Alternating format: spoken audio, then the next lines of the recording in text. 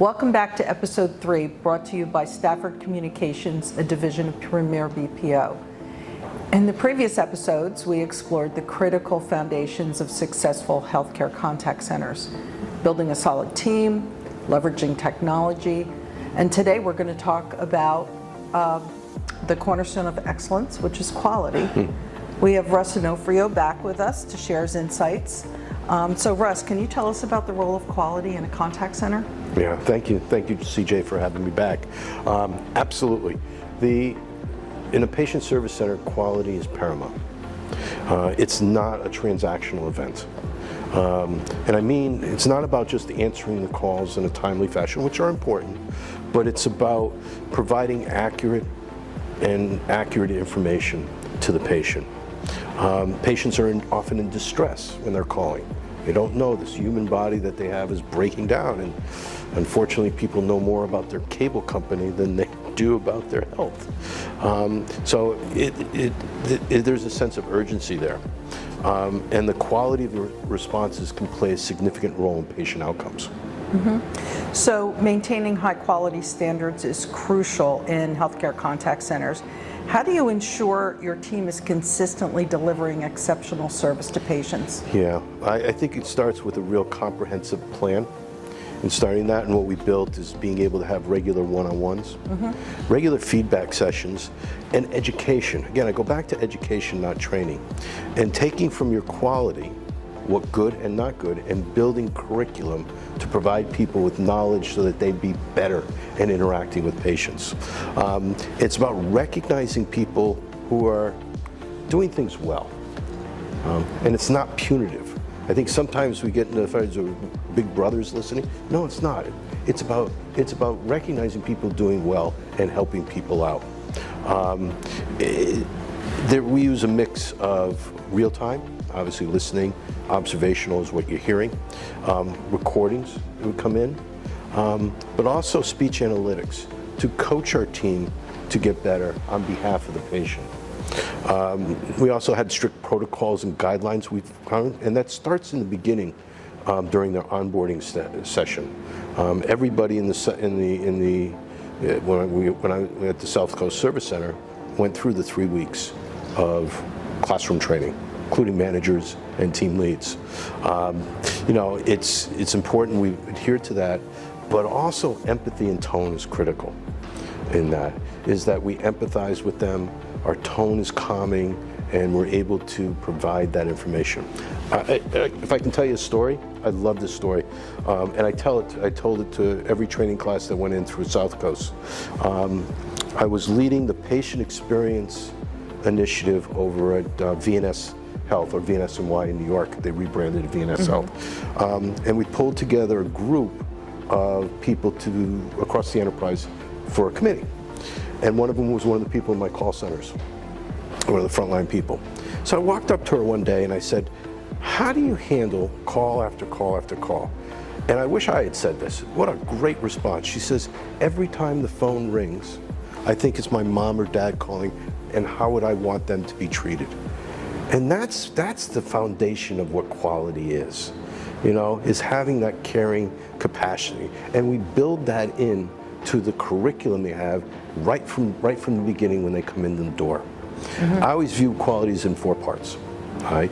It's the team leaders listening to calls and doing their grading, and that's a good thing. There is the system grading. We talk about speech analytics or text-to-speech analytics, to being able to do that. I like having the agent grade their calls, and then all the same call. And then the fourth entity, which is sometimes overlooked, is the feedback from the patient. So calibrating those 4 really kind of tells you what good is. Because if you think you're good, and the patient doesn't think you're good, guess what? Doesn't matter. You're not that good. So that's kind of how we start building it from the ground up. I really like your point about the employee buying into the quality process from the time they're hired, because if they don't buy into it, it's just not going to happen. Yeah, we do that from the get-go.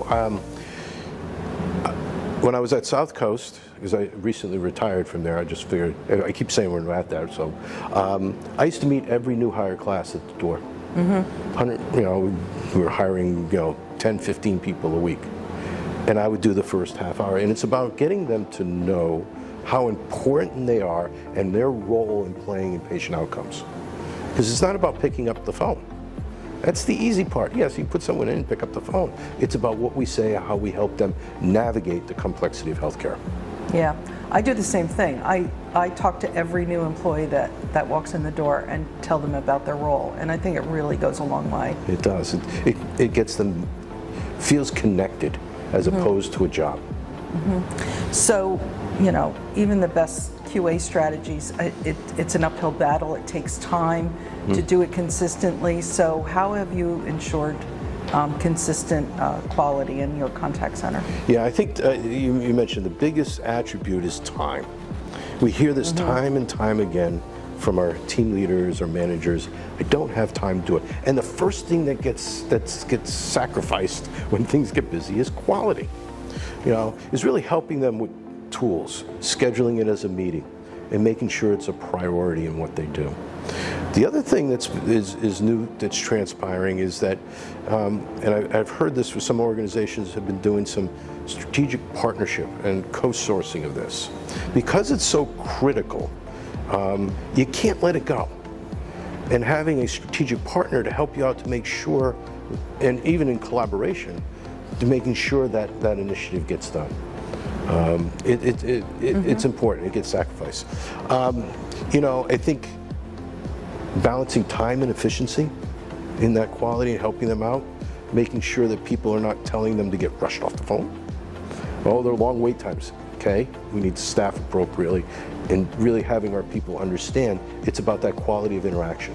It's about answering that call completely. It's about answering that next call.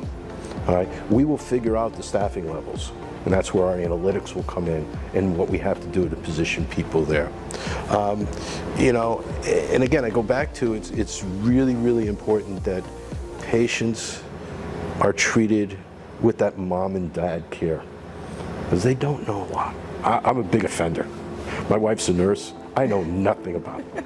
I know nothing. So, and then the other challenge that seems to happen is that the constant changing of healthcare and making sure that we have that right information, so that quality interaction. It's not about sounding good. That's important. It's about that quality interaction that's there. And that's where your learning and development group and your quality feeds learning and development and education. Last time we talked about AI and, self-service, but what's really exciting to me is the use of AI for quality assurance and assisting agents in getting the right information quickly, and also doing, using AI to do 100% of quality assurance where you could never do that before. Oh, yeah. So it's a real time saver on the back end. And being able to use that using keywords, it's just a really great for efficiency in the contact center. Yeah, absolutely. So can you talk a little bit more about how you leverage technology in your experience in the contact center with quality? Yeah, when I was at South Coast, my first acquisition was a complete quality learning and development software, complete with speech analytics. That was 3 years ago. So that we had the ability to analyze 100% of our calls. Well, you're way ahead of your time. I mean, sentiment analysis is huge right now in trying to understand the patient. But wow, that's impressive. You were using that. So, that was one of the things we came in is, being so experienced, we'll say, not old. You learn that those are the things that, as I mentioned before, it gets sacrificed, and time. And if you think about, let's say an agent takes 1,000 calls, right? And you do 5 quality assurances in a month. That's less than 1%. That's 99% of the interactions that you don't know anything about. That's where AI can come in. And that's where you can understand. We've also built into the speech analytics tool that we use HIPAA compliance. so that, you know, if we ever get audited or questions, we have that. So we have that in our section. Tell me more about how that works. Well, we taught the system, you know, part of the system has several different sections that you can call, you know, the opening. Did you say South Coast? Did you say good morning? So they're looking for those keywords. And so we built in the HIPAA compliances listening for that, and teaching the tool to be able to listen for HIPAA and listening for a person's address, asking for an address, asking for last name, asking for a date of birth, so that we can grade the calls just as you can grade on empathy. You know, was it empathy? And there's certain words for empathy. So we actually do that to train the system so we can get a grade on that. And that's really critical that we're keeping the focus, and I know our compliance team was pretty happy with that. Beyond what we've already talked about, what one thing do you wish people knew about the unique challenges and rewards of working in this healthcare contact center environment? I remember, and then this whole concept about what are standards. I remember speaking at the Professional Association of Customer Experience probably about 30 years ago. You know, I had a whole group on industry standards, and I was almost booed off the stage because I came out and said there's no industry standards. Now I know we got the 80 seconds, 30 seconds, but you always base it around your organization capability. You know, what is your patient tolerance level? I mean, maybe their tolerance level is 10 seconds and that's what it should be. Maybe it's 40. You know, what is your budget? Can your budget hold that? And then what is your competition doing around it? And how you make a competitive advantage? And really playing into that. And then the last point is for, you know, some of the unique understandings is that I wish people understood that behind every call is a team of people. You know, every patient call is that. It's not just the person answering it. There are people behind them supporting it. Administrative staff, supervisors, other colleagues as well in there. And then hiring the right people with the right DNA to support patients. And not necessarily with just healthcare experience. If you have a good quality learning and development and capability, you're able to develop people and provide that knowledge to them so that they're successful. And then with some advanced tools, as we were talking about, some of the agent assist to prompting questions to helping people along. We're just not a voice on the phone. You know, we're healthcare professionals, you know, and we're committed to providing the best possible service to support patient outcomes. Finding the right people to do the job is so important. It's everything, right? So you've provided great insights into building quality in healthcare contact centers. We explored strategies, challenges, and technology advantages. Remember, quality is critical to exceptional patient experiences, and it's vital to invest in your team and embrace quality assurance for continuous improvement. So if you're ready to build a thriving contact center, please feel free to schedule a call with us, email us, so that we can identify areas for improvement for your contact center.